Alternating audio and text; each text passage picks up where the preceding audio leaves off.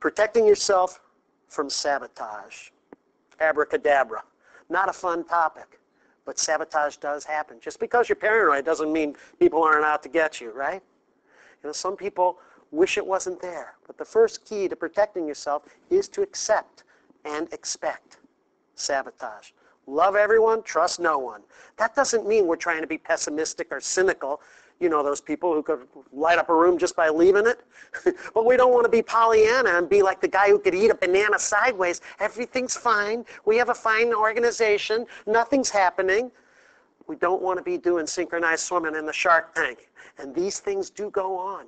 There are times in companies, in today's hubbub, in today's corporate survival of the fittest, that means there may be some backbiting. Someone might not have as much integrity as you. They may take credit for your ideas. They may even trash you.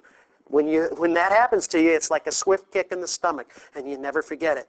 Meanwhile, there are certain people who are under political who give everyone the benefit of the doubt.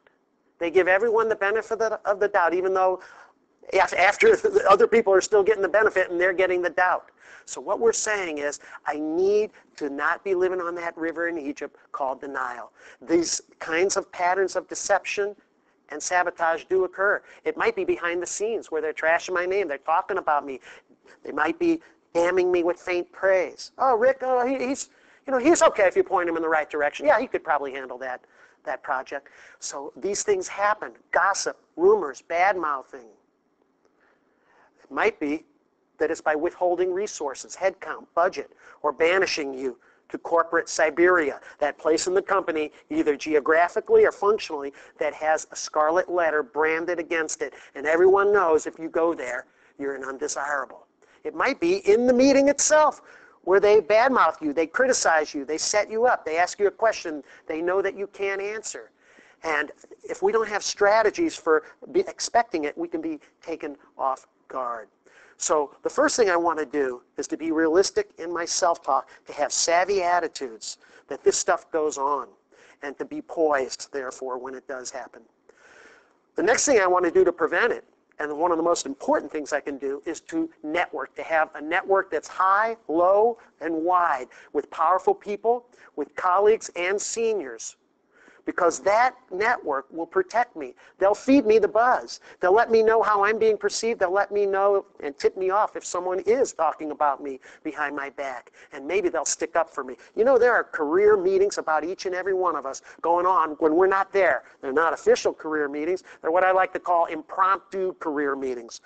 So I come to a meeting and I say to you, by the way, we have to get down to business. But by the way, what do you think of Joe? Do you think he's a team player? He doesn't really fit the mold, does he? You hear that phrase? I don't have the gall to go after you on competence, so the saboteur will use vague, inferential phrases that can't be proven or disproven. Not a team player, doesn't fit the mold, attitude problem, empire builder, lacks fire in the belly. We need a network who will let us know what's going on, and more importantly, stand up and say, what do you mean, not a team player? Or lacks fire in the belly, doesn't have a sense of urgency. I think you're thinking about the Jerry of 10 years ago. You should see him now. We need people to stick up for us. So I want to expect sabotage. I want to have a network that will protect me. The third thing I want to do is buffer myself from sabotage by having a strong, positive corporate buzz, a reputation and perception of me as someone that's competent, as someone that's high integrity, and as someone that is either powerful or wired into powerful people. This kind of strong, positive corporate buzz will buffer you, and people won't mess with you, frankly. Finally, if I want to protect myself from sabotage that I know is going to happen, I get there first. If I know that I'm working with you, and you are someone that doesn't have integrity, that you have a history and a pattern of trashing people behind their back, if I get into an argument with you and we're not at our best, I might predict that the next day you're going to go to my boss. So I get there first. Not to trash you, but I might say something like this. Jerry, if I'm talking to my boss, Jerry, as you know, Don and I sometimes don't see eye to eye. I hope you know I respect Don, but he and I got into a disagreement yesterday. I'm not here to lobby you on my idea. I'm here to just give you the heads up you might be hearing from him, because yesterday I wasn't at my best. I said some things that were probably out of line. I think he did too. You might be hearing about it. That's it. I'm not there to lobby my idea, and I don't dump on him. Now, when the saboteur comes and does trash me, I come off smelling like a rose because I've taken the moral high ground. Whereas if I don't get there first, rewind the videotape, he got there first, he trashes me, my boss calls me and says, what's going on with you and him? No matter what I say, I look and sound defensive.